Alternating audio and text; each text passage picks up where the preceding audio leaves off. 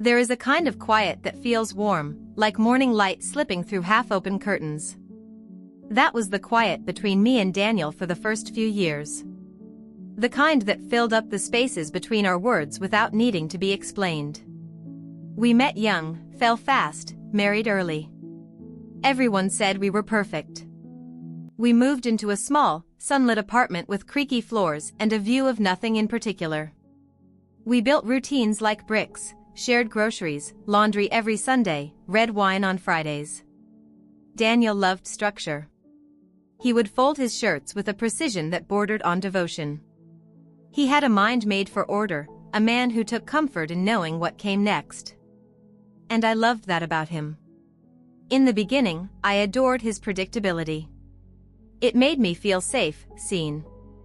As if, in a world full of chaos, I had found my anchor.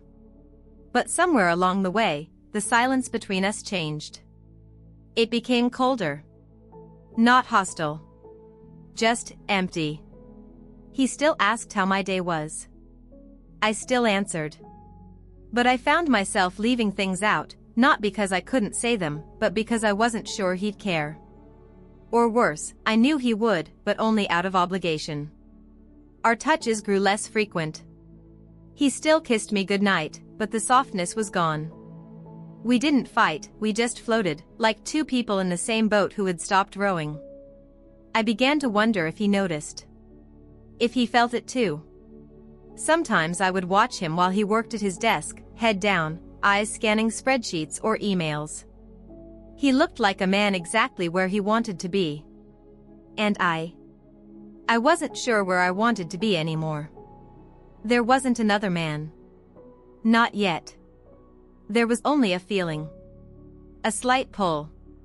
Like standing at the edge of a shore you've never walked before, wondering how deep the water goes.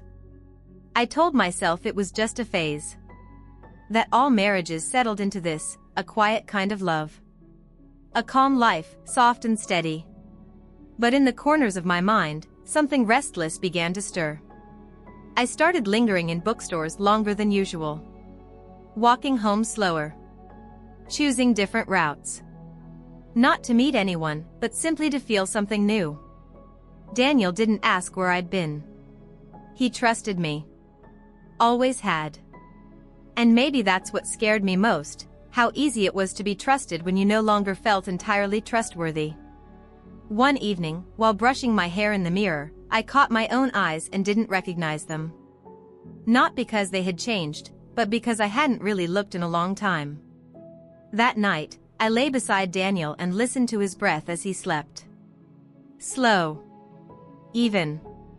Like a man with no reason to doubt the world around him. And I lay awake, wondering when I'd last felt anything that made my heart race. I didn't know it then, but something had already begun. Not an affair. Not a decision.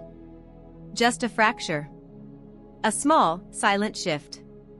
The kind that breaks the earth not in one loud moment, but slowly, invisibly, until the ground splits wide open. It happened on a Thursday.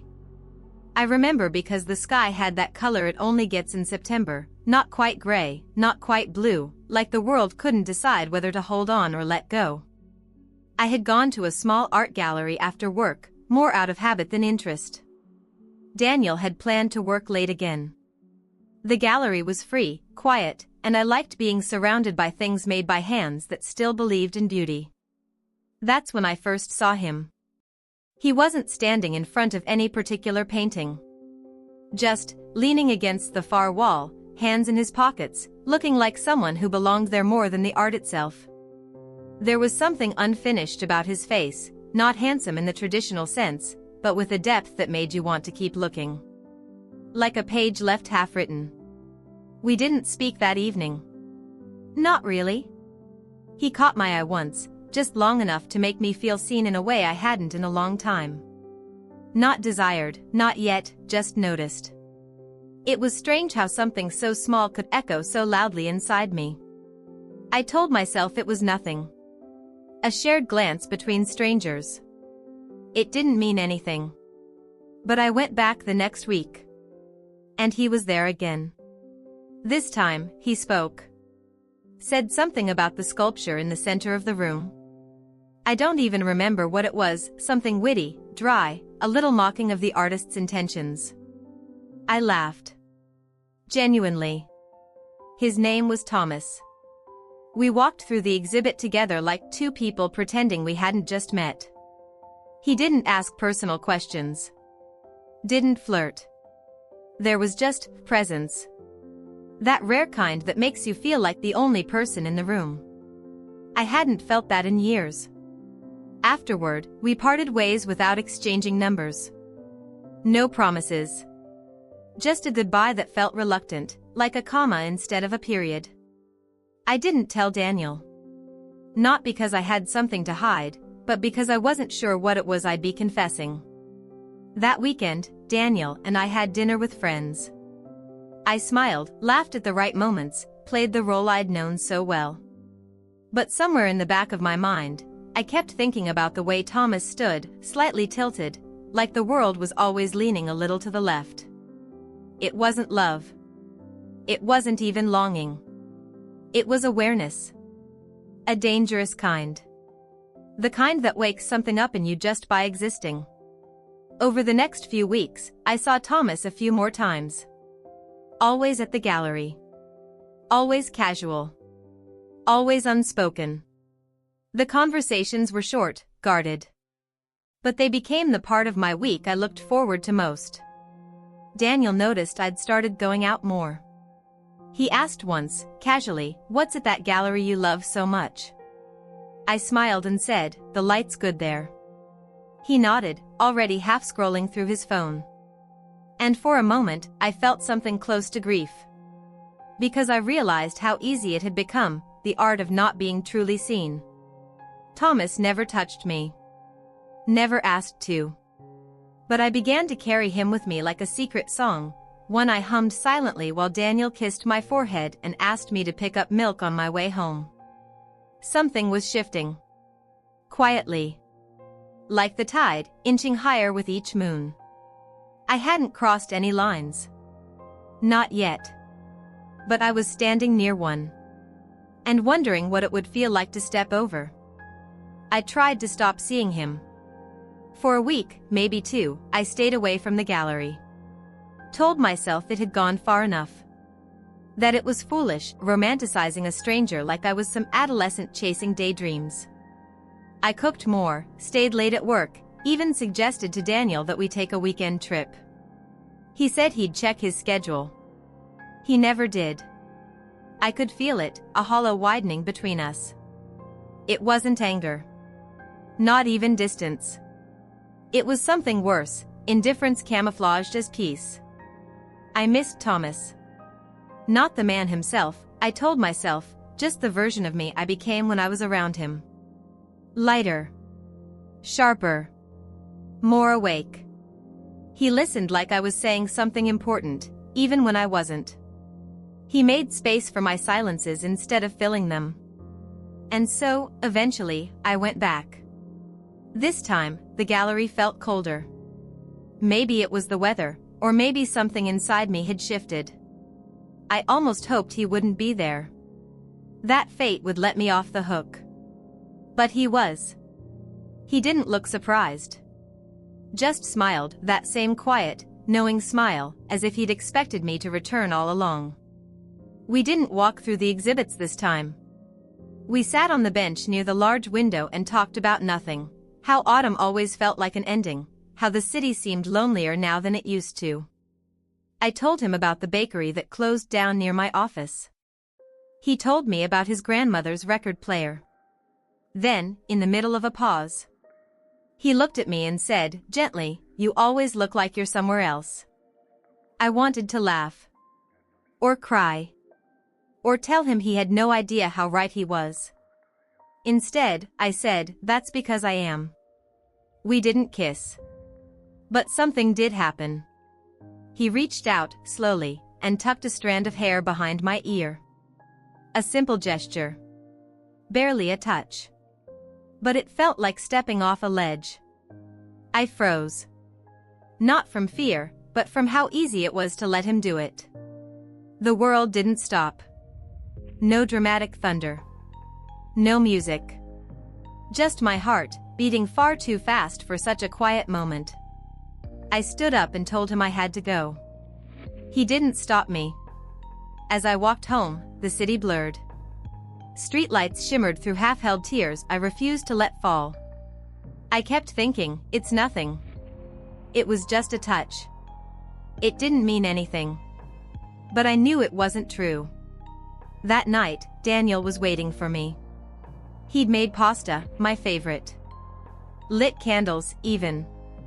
Said he'd been thinking we should try something new together, maybe salsa classes, or learning a language.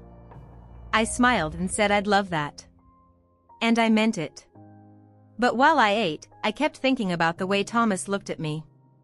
Not like I was his wife. Not like I was his responsibility. But like I was a mystery worth unfolding. I went to bed early. Said I was tired. Daniel kissed my forehead. You've seemed distracted lately, he murmured. I said nothing. What could I say? I laid in bed, eyes open to the dark, my body beside my husband, my mind replaying a single, gentle touch.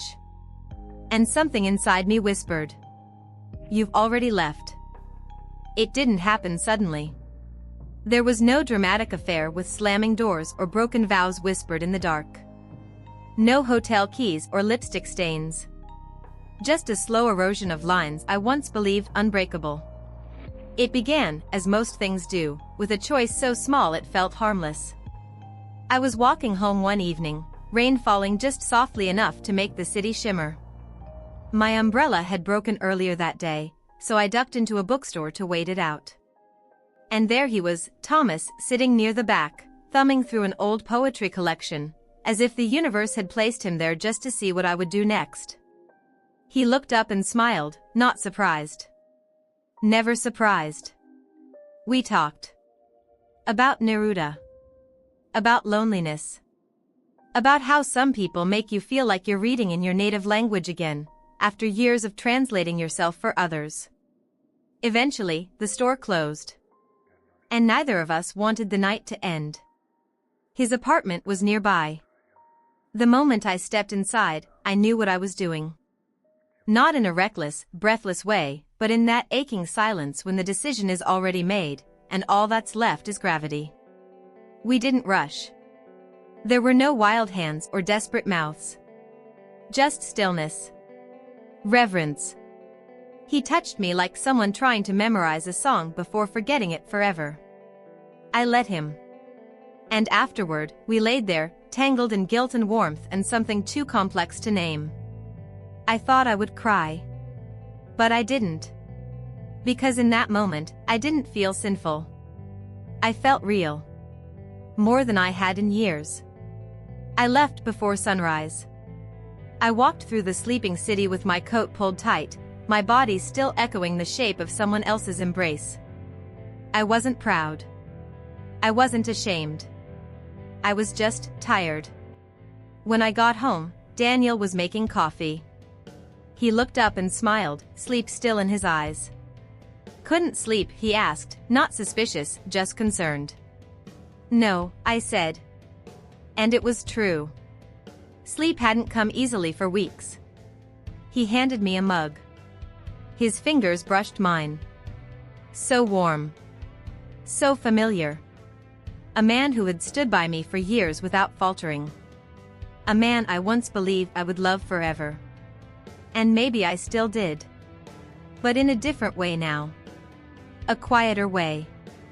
Like loving a season that's past.